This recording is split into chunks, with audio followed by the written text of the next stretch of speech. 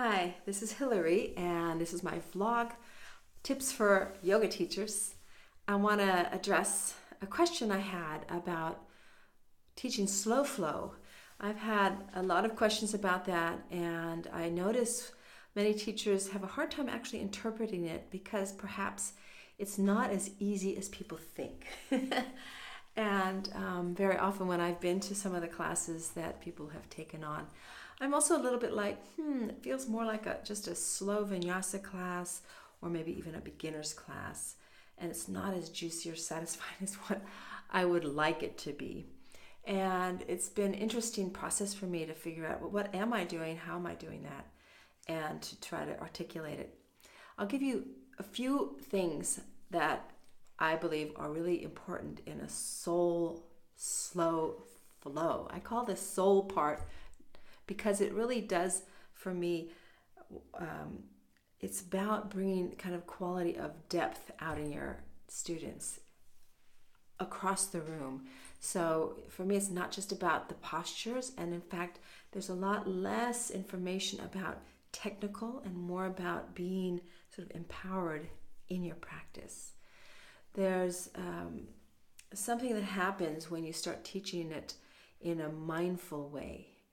Now, really, this requires a teacher to have kind of a good depth of experience of how to work in the body itself, how to direct people's attention to some of the finer and more subtle details about the body in a kind of quiet, build-up way. The essential parts of your bodies to bring your attention to without kind of getting people into kind of a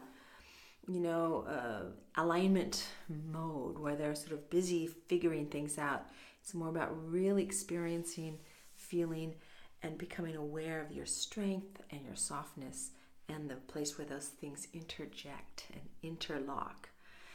Secondly, after that, I really think it's so important that a teacher have a kind of a depth inside of them to be able to teach Dharma in the class. And I mean that very broadly.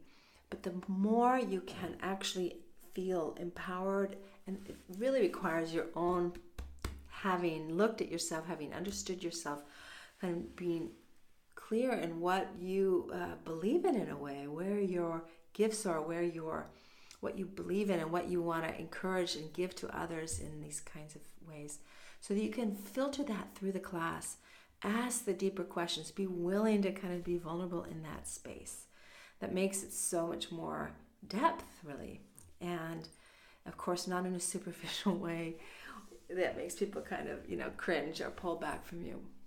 Thirdly, it's really important that in a slow flow that you can teach slowly, of course, but not in a sort of just slow it down, be simple, but more like that you understand that there's a wave to the practice, that you can build heat and you can cool down.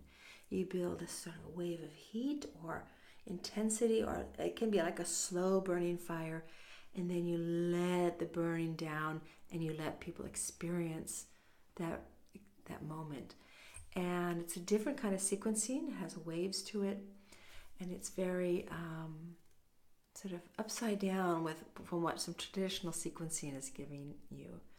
I would love to have the opportunity for those of you who are interested in learning a little bit more about how to really teach a kind of a juicy, slowing it down, soulful class. And I would be honored if you'd like to join us in our Advance Your Yoga Teacher Training, where I will have some opportunities to talk to you about this and coach you on this. And that's where I'm going to be doing it in the next year. And if you like, you're always welcome to come join me in class. It's always different. And the other thing that people get confused is sometimes they think slow flow is easy flow. And that's not true. As I said many times, slowing it down is actually harder to do than fast.